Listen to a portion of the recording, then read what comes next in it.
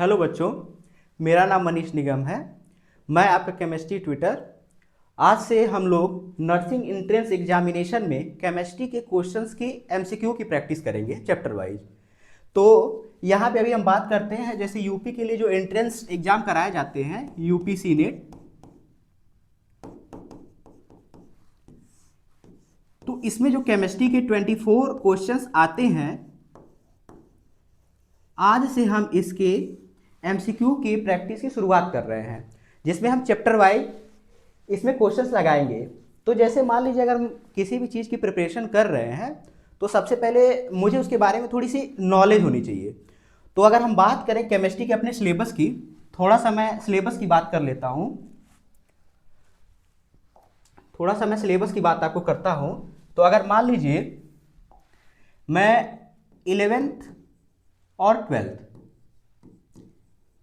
इनके चैप्टर्स की अगर बात करूं, तो सबसे पहले मैं इस एमसीक्यू में मेरा फोकस उन चैप्टर्स पे ज़्यादा होगा जिनसे क्वेश्चन बहुत ज़्यादा आते हैं। तो अगर मैं 11 पोर्शन की बात करूं, तो आप अगर प्रिपरेशन स्टार्ट कर रहे हो या प्रिपरेशन आप कर रहे हो, तो उसमें पहले आप 11th में 3 चैप्टर्स को अपना टारगेट बनाओ कि अगर उन 3 चैप्टर्स पे अगर आपका टारगेट सही है तो आपके मार्क्स ज़्यादा आएंगे। जैसे 11th में जो सबसे बेसिक चैप्टर होता है, जिसका आप लोग एनसीईआरटी से अगर पढ़े होंगे, तो उसमें आता है some basic concepts of chemistry, some basic concepts of chemistry. और सेकेंड चैप्टर की बात करें, पीरियोडिक टेबल।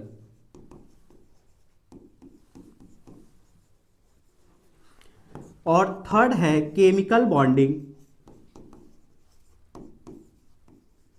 Chemical bonding. और फोर्थ आपका है रिडॉक्स। तो 11 के ये जो 4 टॉपिक हैं, अगर आप इतना भी अच्छे से तैयार कर ले रहे हो, ये 4 टॉपिक ही अच्छे से आप तैयार कर ले रहे हो, तो आपके 10 क्वेश्चन या 8 क्वेश्चन के आसपास इन्हीं चारों टॉपिक से आपको मिल जाएंगे।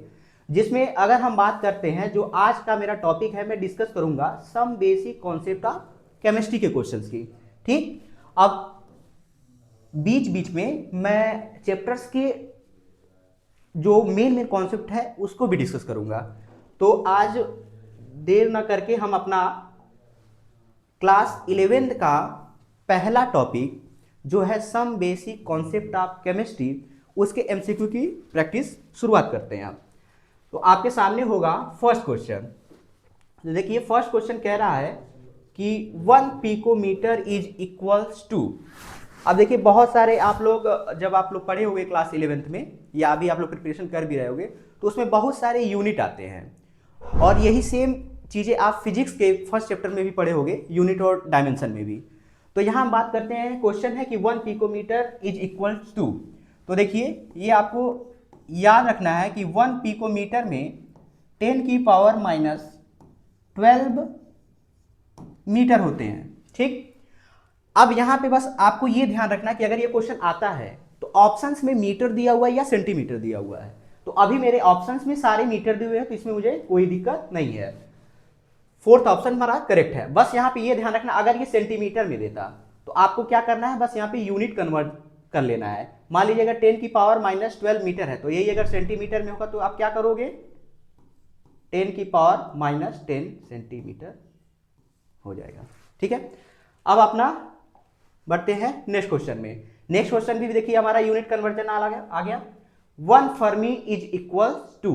अब देखिए जैसे 1 पिकोमीटर में होता है 10 की पावर माइनस 12 मीटर, तो 1 फर्मी में 1 फर्मी इट्स इक्वल टू 10 की पावर माइनस 13 सेंटीमीटर।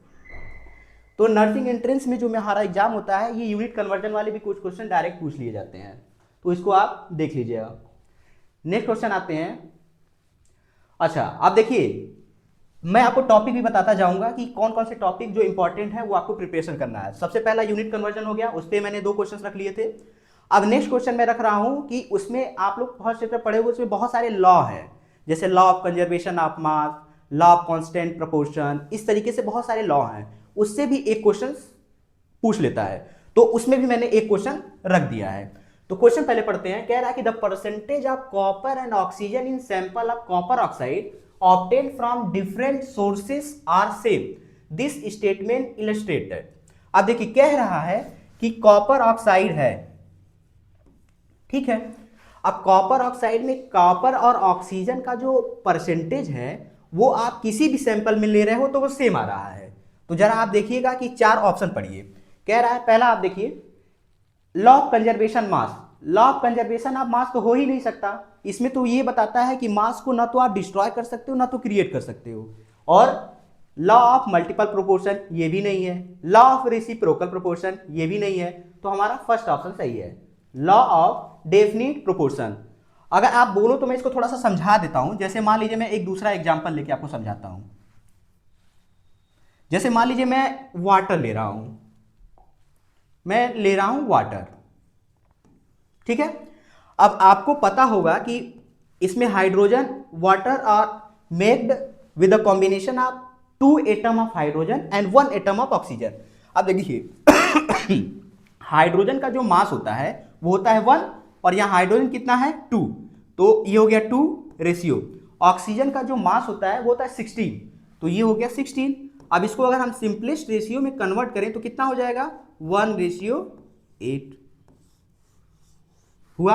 अच्छा अभी मैंने वाटर लिया था, वाटर का एक मॉलिक्यूल लिया था, या आप कहो वाटर का मैं 1 मोल लिया हूं। अच्छा मैं इसी को 2 मोल कर देता हूं, इसी को मैं कर देता हूं 2 मोल। अब आप रेशियो निकालो तो देखिए हाइड्रोजन का मास होता है 1, अभी हाइड्रोजन हो गए 4, तो ये हो गया 4। अच्छा ऑक्सीजन होता है 8, अब कितना हो गया 16।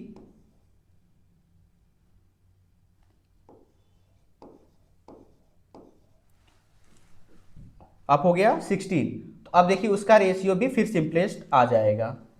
तो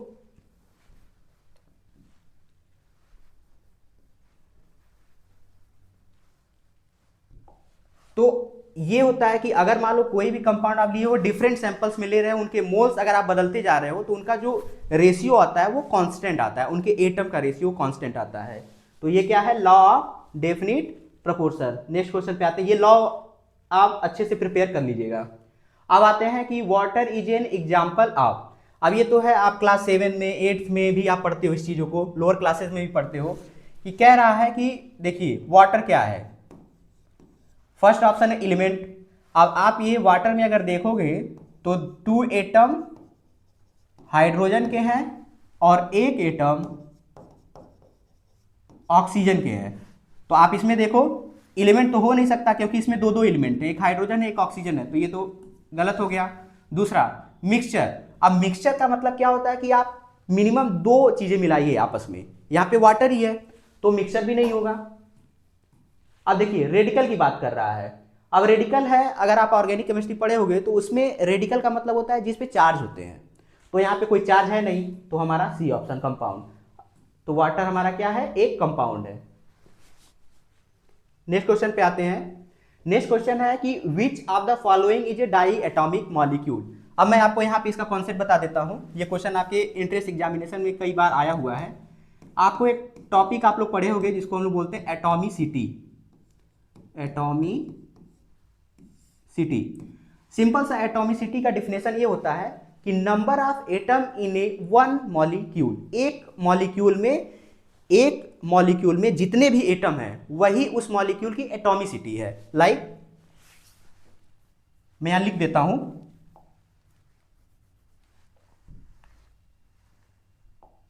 देखिए number of atom in A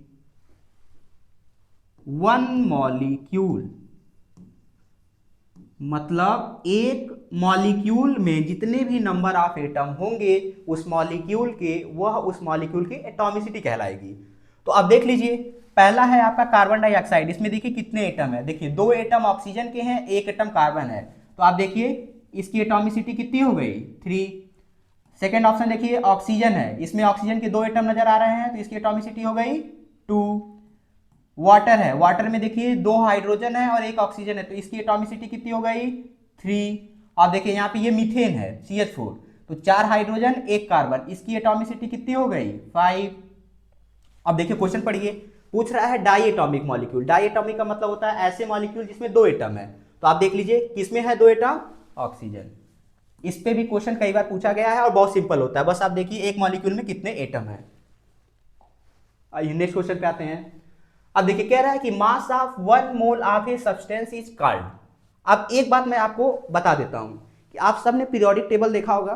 periodic table में आप सब लोग लोअर क्लासेस में जब इलेक्ट्रॉनिक कॉन्फ़िगरेशन सीखते थे तो वहां पे आप लोग लर्न करते थे कि सोडियम का मास ये है 23 है, दुनिया भर के जितने भी एलिमेंट्स है उसके मास आप लोग देखते थे और एटॉमिक नंबर देखते थे। मैं थोड़ा सा इसका भी कॉन्सेप्ट आपको समझा देता हूं। जैसे मान लीजिए सपोज दैट मेरे पास कोई एक एलिमेंट एक्स है, तो उसके नीचे एक नंबर लिखा जाता है और एक ऊपर नंबर लिखा जाता है। तो जो नीचे नंबर लिखा जाता है उस एलिमेंट के, वो रिप्रेजेंट करता है उस एलिमेंट के एटॉमिक नंबर को, एटॉमिक नंबर को, और जो ऊपर नंबर लिखा जाता है वो रिप्रेजेंट करता है उस एलिमेंट के एटॉमिक मास को, एटॉमिक मास को। अब लेट सपोज जैसे आप सोडियम है, सोडियम का एटॉमिक नंबर होता है 11, मास होता है 23। तो ये जो मास नंबर होता है वही पूछा है कि ये किसी भी एलिमेंट का जो मास होता है वो कितने मोल का मास है। तो इस चीज को आप याद कर लीजिए कि पीरियोडिक टेबल में जितने भी एलिमेंट के जो मास आप लर्न करते हो वह 1 मोल का मास है। तो लाइक अगर क्वेश्चन आपसे पूछा जाएगा कि ये जो सोडियम का ये जो 23 इसका एटॉमिक मास है वो कितने मोल का मास है, तो आपको ये बोलना है कि ये 1 मोल, या ऐसे याद रखिए mass of 1 mole, mass of 1 मोल। तो यहाँ पे दिया है कि mass of 1 mole of a substance इसका मतलब अगर किसी सब्सटेंस का 1 मोल आप ले रहे हो तो वो किसके बराबर होगा।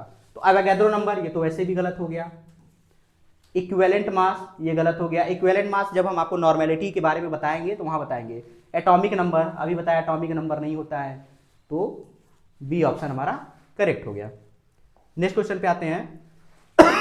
हाँ देखिए ये बहुत सिंपल क्वेश्चन होता है और इस तरह के क्वेश्चन पर 2-4 आप प्रैक्टिस कर लीजिएगा और कुछ एलिमेंट जो होते हैं जो इंपॉर्टेंट होते हैं उनके मास लर्न कर लीजिएगा।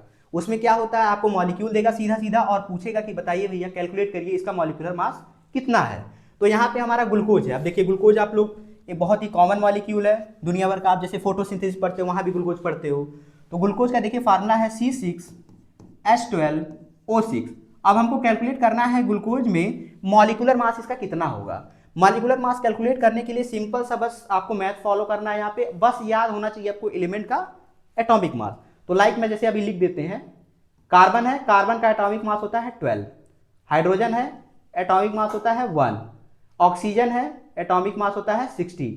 अब कुछ नहीं करना है, बस इसको पुट करिए और ऐड करिए। देखिए एक कार्बन का मास है 12, यहाँ पे 6 कार्बन है तो 6 × 12 प्लस हाइड्रोजन का मास होता है 1, हाइड्रोजन है 12, कितना हो गया 12 × 1 प्लस ऑक्सीजन है 6 और एक ऑक्सीजन का मास होता है 16, तो हो जाएगा 16 × 6। आप सबको ऐड कर दीजिएगा तो ये लगभग आता है 180 के आसपास, तो बी ऑप्शन सही हो गया। इस तरह के क्वेश्चन आप प्रैक्टिस कर लीजिएगा, बहुत ही सिंपल होता है और पिछले कई सालों में ये क्वेश्चन पूछे भी गए हैं। आते हैं नेक्स्ट क्वेश्चन पे। कह रहा है कि चूज द करेक्ट स्टेटमेंट। अब देखिए उसी पे पैटर्न पे मैंने एक क्वेश्चन और दे दिया नेक्स्ट कि आप प्रैक्टिस करो। तो देखिए कह रहा है कि मोलर मास ऑफ मीथेन, तो मीथेन का फार्मूला देखिए ये होता है CH4। ठीक, अब मैं कैलकुलेट करता हूं। तो अभी मैंने आपको बताया कि कार्बन का मास होता है 12, तो यहां हमने रख दिया एक कार्बन है 12 प्लस हाइड्रोजन का मास मैंने बताया 1 और हाइड्रोजन है 4, तो हो गया 4 × 1। अब आप कैलकुलेट करोगे तो कितना आया 16। जरा देखिए उसका 16 दिया है, अच्छा 16 तो दिया है, इसका मतलब ये ऑप्शन तो मेरा करेक्ट होगा। नेक्स्ट चेक कर लेते हैं। कह रहा है molecular mass of water is 24। Water का चेक कर लेते हैं। देखिए H2O मैंने अभी बताया हाइड्रोजन का मास होता है 1, एक हाइड्रोजन का मास हो गया 1, तो 2 है तो हो गया 2 × 1 प्लस एक ऑक्सीजन का मास मैंने आपको बताया था 16, तो जरा ऐड करिए कितना आ रहा है 80। जरा देखिए ऑप्शन में 18 दिया है, नहीं 24 दिया है, so this is incorrect. Molecular mass of glucose, अभी मैंने ग्लूकोज का मास निकाला था तो 180 आया था पिछले वाले क्वेश्चन में, यहां दिया है 324, ये भी गलत।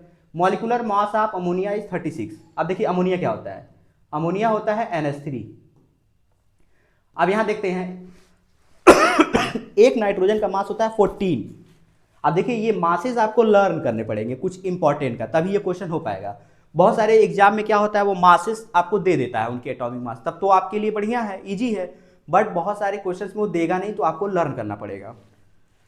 अब 14 होता है नाइट्रोजन का मास प्लस हाइड्रोजन का मास होता है 1, 3 हाइड्रोजन है तो हो गया 3 × 1, इसको आप ऐड करोगे तो कितना आ जाएगा 70।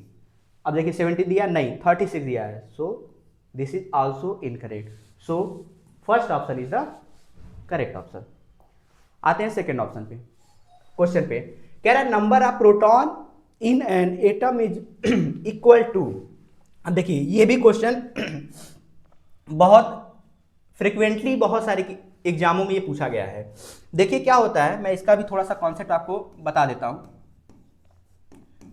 आपको कैलकुलेट करने के लिए पूछता है, कोई भी मॉलिक्यूल दे देगा या फिर आयन दे देगा और पूछेगा बताइए इसमें कितने नंबर ऑफ इलेक्ट्रॉन्स हैं, नंबर ऑफ प्रोटॉन्स हैं और नंबर ऑफ न्यूट्रॉन्स हैं। यहाँ पे हालांकि उसने सिंपल बस केवल प्रोटॉन पूछा है। अब देखिए जो नंबर ऑफ प्रोटॉन्स होते हैं, प्रोटॉन की जो नंबर होते हैं, नंबर ऑफ प्रोटॉन वो होता है नंबर ऑफ इलेक्ट्रॉन के बराबर, नंबर ऑफ इलेक्ट्रॉन के बराबर। लेकिन यहाँ पे आपको एक बात और याद रखनी है कि आपका जो मॉलिक्यूल है वो आयन नहीं होना चाहिए। आयन का मतलब न तो केटायन होना चाहिए न तो एनायन होना चाहिए, क्योंकि अगर केटायन और एनायन हुआ तब प्रोटॉन का जो नंबर है वो इलेक्ट्रॉन के बराबर नहीं होगा। तो ये मैं आपको न्यूट्रल के लिए बता रहा हूं, अगर आपका जो स्पीसीज है वो न्यूट्रल है, मतलब उस पर कोई चार्ज ना हो, ठीक। और जो नंबर ऑफ इलेक्ट्रॉन होता है वो बराबर होता है एटॉमिक नंबर के, एटॉमिक नंबर के, ठीक है। अब देखिए यहाँ पे क्या है, कह रहा है कि नंबर ऑफ प्रोटॉन किसके इक्वल होगा। मैंने अभी देखिए बताया नंबर ऑफ प्रोटॉन जो है नंबर ऑफ इलेक्ट्रॉन के बराबर है, नंबर ऑफ इलेक्ट्रॉन है जो एटॉमिक नंबर के बराबर है। इसका मतलब ये आप नहीं कह सकते नंबर ऑफ जो प्रोटॉन है आपका it's equal to the number of या it's equal to the atomic number. तो आप देख लीजिए ऑप्शन, मास नंबर गलत हो गया, वैलेंसी गलत है, आइसोटोप गलत है, एटॉमिक नंबर। नेक्स्ट क्वेश्चन कह रहा है कि which have the largest number of atom. ये क्वेश्चन बहुत ही इंपॉर्टेंट है और इस तरह के क्वेश्चन आपको दिख सकते हैं आपके एग्जाम में। ये क्वेश्चन इस पैटर्न पे आपके जेईई मेंस में भी पूछे जाते हैं, नीट में भी पूछे जाते हैं और आपका नर्सिंग में भी पूछे जाते हैं। क्या होता है कि इसमें आपको पूछा है कि ये चारों ऑप्शन में आप कैलकुलेट करो कि लार्जेस्ट नंबर ऑफ एटम किस में है। अब देखिए सबसे पहले आपको क्या करना होता है, एटम निकालने हैं कि किस ऑप्शन में एटम्स ज़्यादा हैं।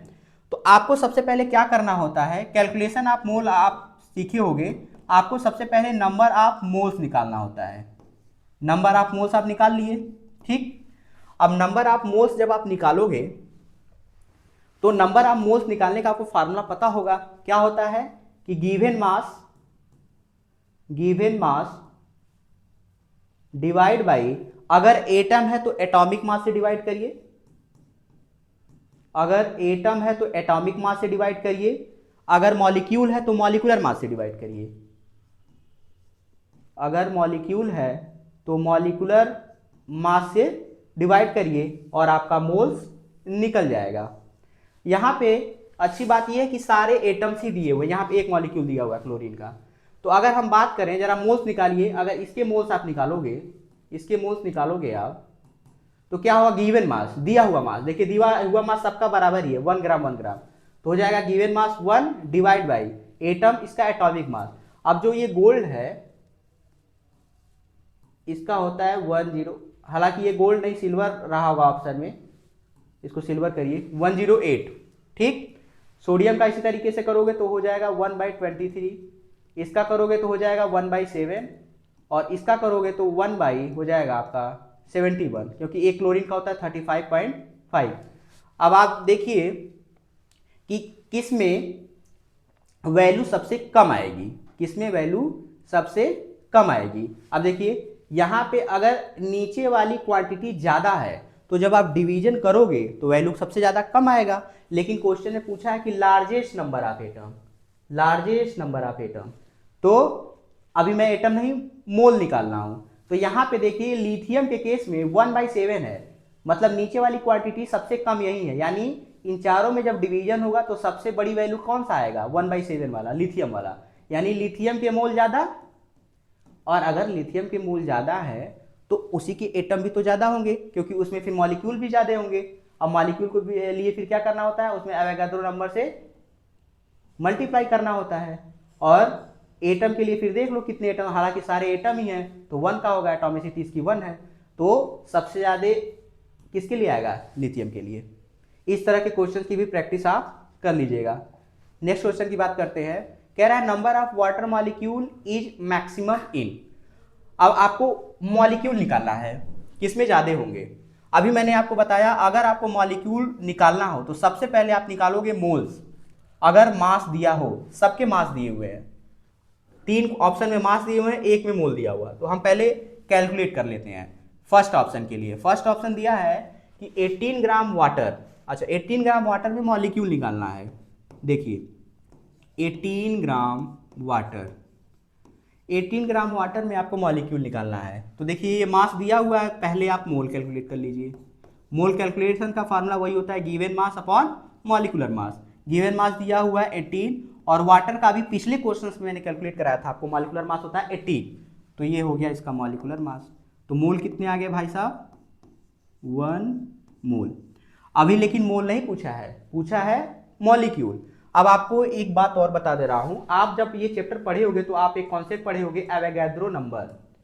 एवोगाड्रो नंबर, इसमें क्या होता है कि अगर आप किसी भी सब्सटेंस का 1 मोल लेते हो तो जो उसमें जो नंबर ऑफ मॉलिक्यूल्स आते हैं वो आते हैं n नॉट के बराबर, और n नॉट का वैल्यू जो होता है वो होता है 6.023 इंटू 10 की पावर 23। तो इसमें कितने मॉलिक्यूल हो जाएंगे, 1 मॉलिक्यूल है, इसमें n नॉट से आप मल्टीप्लाई कर दीजिए। तो पहले वाले ऑप्शंस में आपके मॉलिक्यूल आ गए n नॉट, तो इसमें कितने मॉलिक्यूल आ गए, n नॉट। इसी तरीके से इसमें कैलकुलेट करिए। अब यहाँ पे देखिए कुछ किया नहीं, 1.8 कर दिया है, तो 1.8 divide by 80 into n not, इसमें ये हो गया। थर्ड वाला ऑप्शन क्या है, 18 ग्राम ऑफ वाटर। हालांकि देखिए फर्स्ट ऑप्शन और थर्ड ऑप्शन सेम हो गए हैं, तो इसमें भी यही हो जाएगा, n नॉट ही हो जाएगा।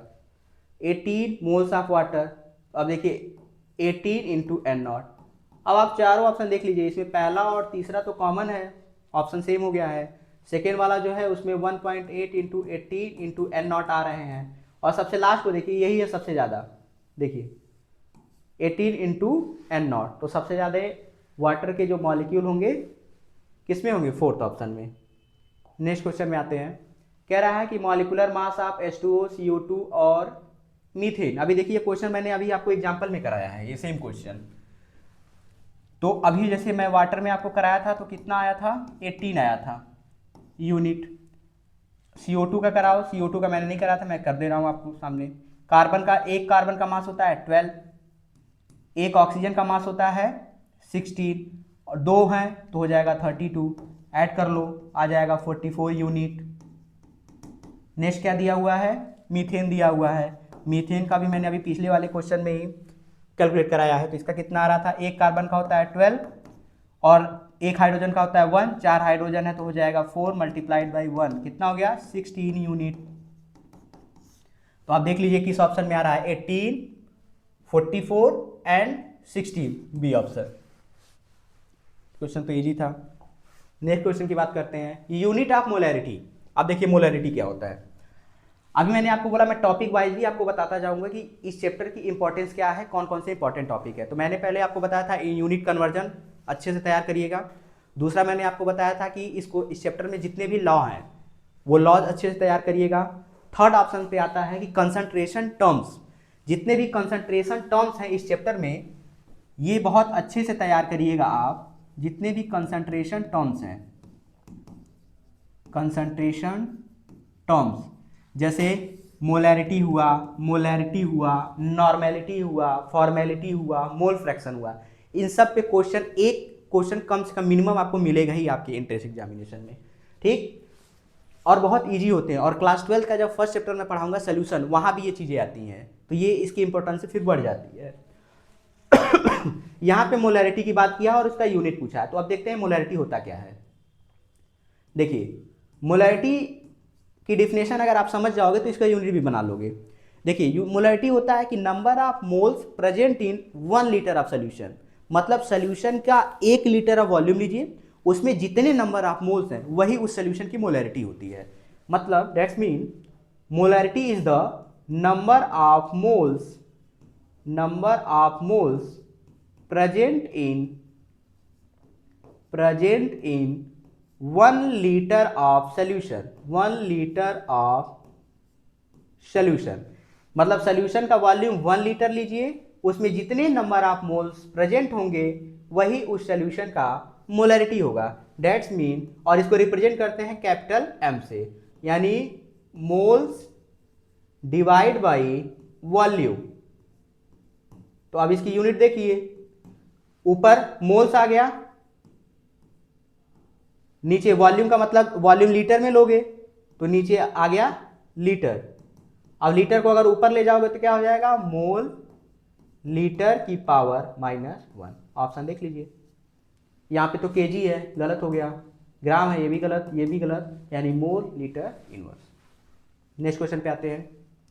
कह रहा है कि which factor does not affect molarity. अच्छा, कौन सा फैक्टर है जो मोलैरिटी को अफेक्ट नहीं करेगा। तो देखिए, सबसे पहली बात करते हैं टेम्परेचर। देखिए, एक मैं आपको कॉन्सेप्ट बता देता हूं कि जो भी कंसंट्रेशन टर्म्स है, जैसे आपका हो गया molarity, normality, mole fraction, molality, ठीक, फॉर्मेलिटी, इन सब में जितने भी कंसंट्रेशन टर्म्स हैं, जिन जिन कंसंट्रेशन टर्म्स में वॉल्यूम आ रहा है वह टेम्परेचर पे डिपेंड करेगा, और जिन कंसंट्रेशन टर्म्स में वॉल्यूम नहीं आता है उनके फार्मूले में, वो टेम्परेचर पे डिपेंड नहीं करता। अभी इस पे भी मैंने एक क्वेश्चन बनाया हुआ है, अभी आगे आएगा। तो पहली बात तो ये टेम्परेचर जो अफेक्ट करेगा, तो ये तो गलत हो गया। अब बताइए, अभी मैंने बोला कि वॉल्यूम, तो वॉल्यूम अगर है तो वो अफेक्ट करेगा। मास ऑफ सल्यूट, अरे भाई सल्यूट का मास बढ़ाओगे घटाओगे तो मोलैरिटी पे फर्क तो आएगा ना, ये भी गलत। तो आपका बचा फोर्थ ऑप्शन, प्रेशर जो है वो मोलैरिटी पे अफेक्ट नहीं करेगा। नेक्स्ट क्वेश्चन की बात करते हैं। अब देखिए, मैंने अभी आपको बोला था कि लॉ जितने भी हैं वो अच्छे से प्रिपेयर करिएगा, क्योंकि उस पर क्वेश्चंस आए हुए हैं।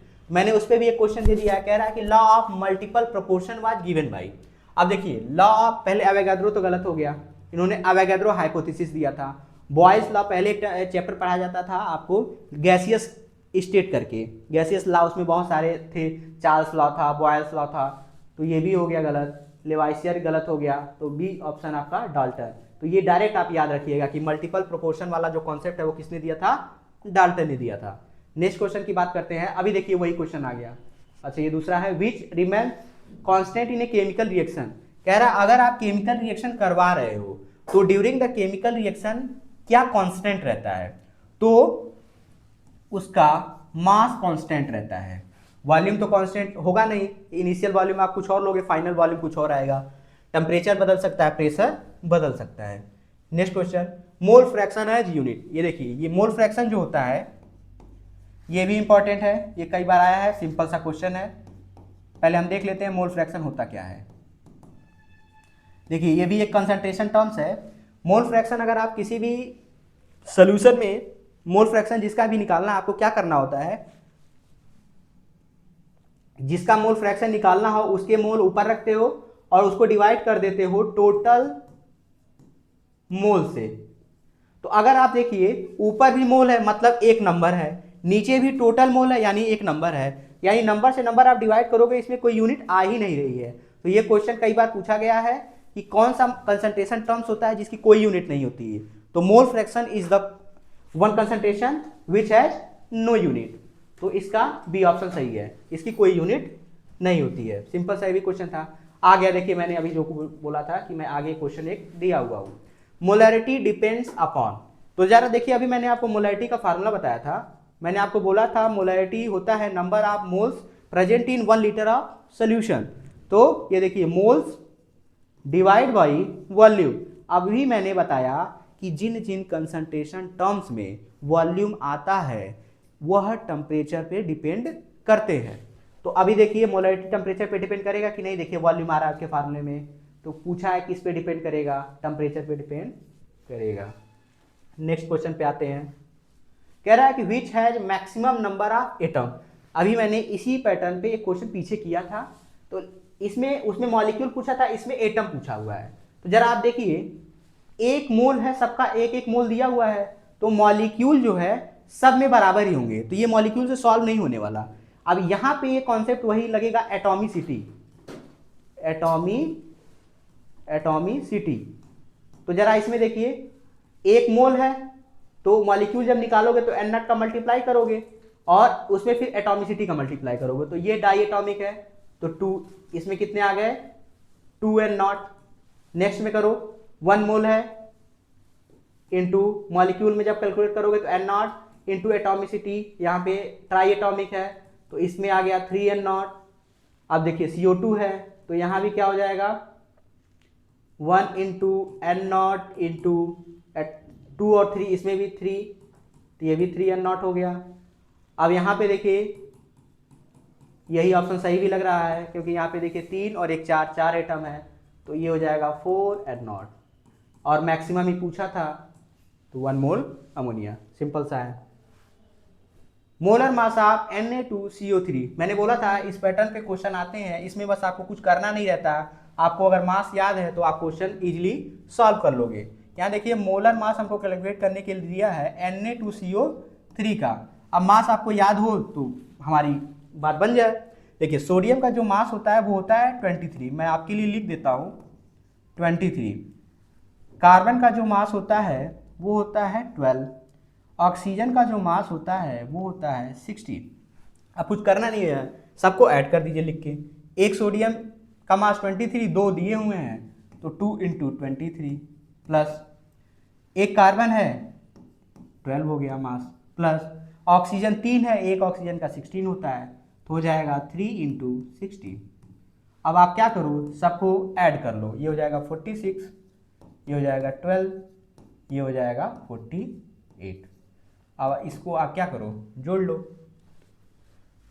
तो आई थिंक 106 आना चाहिए। चलिए नेक्स्ट क्वेश्चन पे आते हैं। कह रहा है कि 11.2 litre of A gas at STP। देखिए ये कॉन्सेप्ट भी अच्छा है, यहाँ पे इसके कॉन्सेप्ट की बात करते हैं। जैसे मैं आपको बताता हूँ पहले एक चीज़, जैसे हमारे दैनिक जीवन में बहुत ज़्यादा यूज होता है कि हम लोग, जैसे मान लो केला खरीदने जा रहे हैं, बनाना, तो हम लोग बोलते हैं 1 दर्जन लाएंगे, 2 दर्जन लाएंगे, आधा दर्जन लाएंगे, ऐसे बोलते होगे आप लोग। तो आप लोग का क्या होता है कि आप लोगों ने एक कॉन्सेप्ट बना के रखा कि 1 डजन की अगर बात किया जाएगा, 1 डजन की बात किया जाएगा, तो उसमें कोई भी चीज़ मैं बोलूँ, 1 डजन पेन की बात करूँ तो कितने पेन होंगे, 12। 1 डजन बनाना की बात करूँ कितने होंगे, 12। तो 1 डजन हम कोई भी अगर क्वांटिटी ले रहे हैं, 1 डजन अगर हम कोई भी क्वांटिटी ले रहे हैं, तो उसमें कितने हैं, ये नंबर फिक्स है, 12 ही होगा, बोलिए, राइट। उसी तरीके से केमिस्ट्री में इस चैप्टर में अगर मैं 1 मोल की बात करूं, 1 मोल ऑफ एनी सब्सटेंस, कुछ भी, 1 मोल, 1 मोल ऑफ एनी सब्सटेंस, अगर मैं किसी भी सब्सटेंस का 1 मोल लेता हूं, तो उसका जो मास होता है या उसमें जो नंबर्स होते हैं वो होता है एन नॉट के बराबर, और इसी को हम लोग बोलते हैं एवोगैड्रो नंबर। अब ये इसकी वैल्यू जो होती है वो होती है 6.023 इंटू 10 की पावर 23। हालांकि ये दिया नहीं है, ये कॉन्सेप्ट ही हो गया, ठीक। अब एक कॉन्सेप्ट बताता हूं आपको गैसेस के लिए,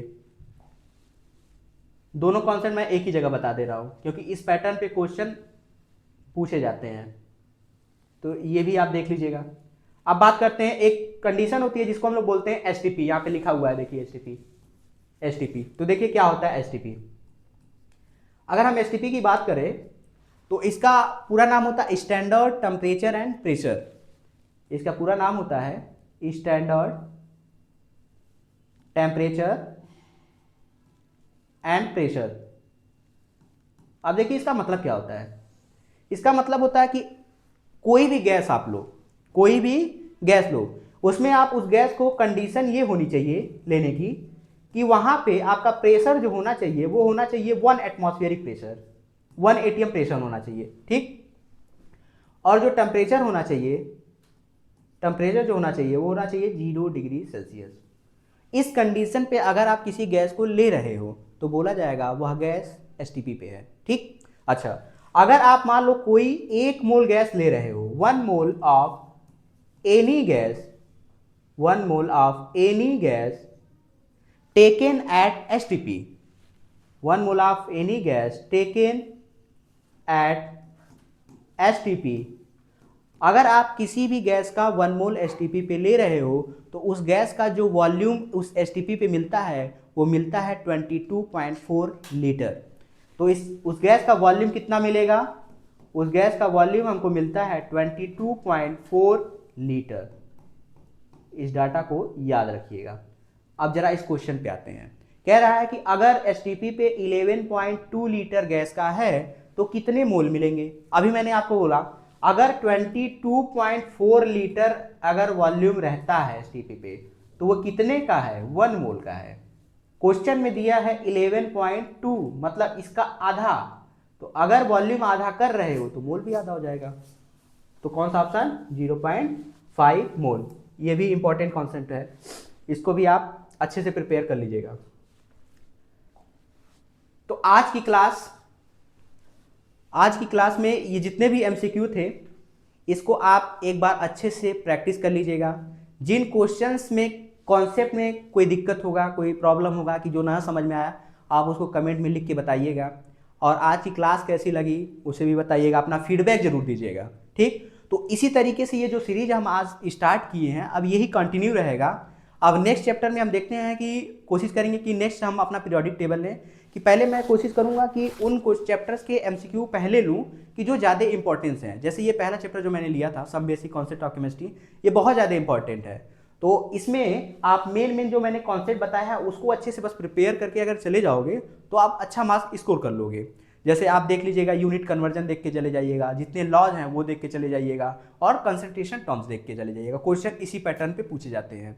ठीक है, तो आज की क्लास अब यही खत्म करते हैं। मिलेंगे आपको फिर नेक्स्ट क्लास में, वहाँ पे हम क्वेश्चन आपको प्रैक्टिस कराएंगे पीरियोडिक टेबल में। बस, तो ये क्लास जैसा भी लगा होगा आप अपना कमेंट में अपना फीडबैक जरूर दीजिएगा, और हमारे चैनल से और लोगों को भी जोड़िए।